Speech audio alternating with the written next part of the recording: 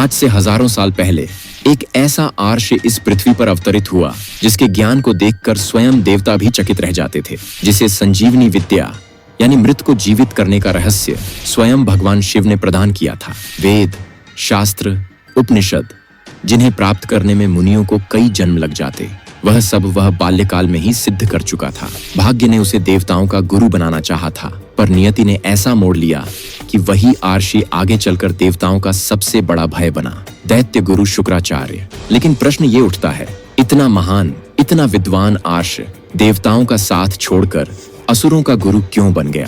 उन्हें शिव जी का पुत्र समान क्यों माना जाता है? और जब उनमें मृत को जीवित करने की शक्ति थी तो वे अपनी मृत्यु को क्यों नहीं रोक सके?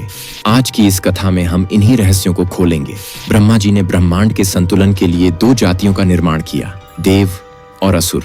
शुरुआत में दोनों धर्म का पालन करते थे, पर समय के साथ देवताओं ने छल कपट का मार्ग अपनाया, जिससे असुरों के मन में क्रोध उत्पन्न हुआ।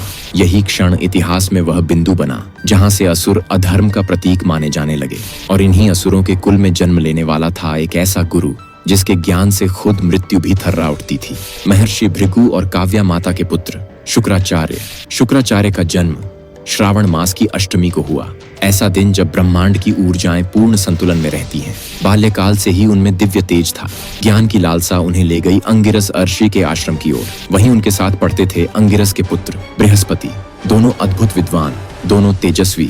लेकिन समय के साथ शुक्राचार्य को महसूस हुआ, अंगिरस बृहस्पति को अधिक महत्व देते हैं। पक्षपात बढ़ता गया और एक दिन उन्होंने निर्णय लिया, जिस स्थान पर ज्ञान की बजाय पक्षपात हो वहां रहना व्यर्थ है, और वे आश्रम छोड़कर चल दिए।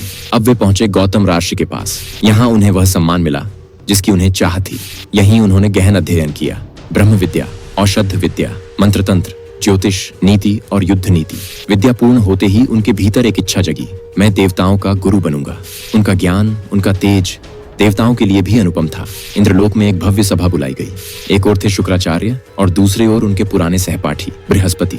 देवगण उलझन में थे, कौन बने देवताओं का गुरु? सब जानते थे कि ज्ञान में शुक्राचार्य अग्रणी हैं, लेकिन इंद्र दोस्ती और संबंधों के बोझ तले दब गया। इंद्र ने सभा में कहा, तुम्हारी माता असुर कुल की है, हम किसी असुर वंश वाले को देवताओं का गुरु नहीं बना सकते।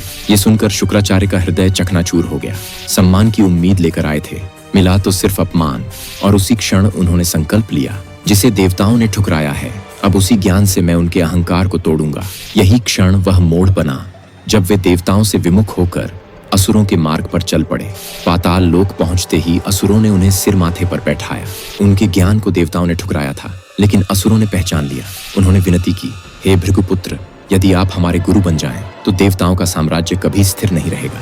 शुक्राचार्य ने वहीं प्रतिज्ञा ली, आज से मेरा ज्ञान देवताओं के अहंकार को मिटाने में लगेगा। और वे बन गए दैत्य गुरु शुक्राचार्य। उनके मार्गदर्शन में हिरण्यकश्यप, प्रहलाद और महाबली जैसे अजेय योद्धा बने। असुरों ने देवताओं को कई बार पराजित किया, पर एक समस्या कायम थी, देवताओं के पास अमृत था, वे मरकर भी जीवित हो जाते थे। शुक्राचार्य ने सोचा, यदि मैं मृत असुरों को जीवित कर दूं, तो देवताओं का अंत निश्चित है। यही विचार उन्हें ले गया तपस्या के उस मार्ग पर जहां केवल मृत्यु का भय भी हार मान लेता है।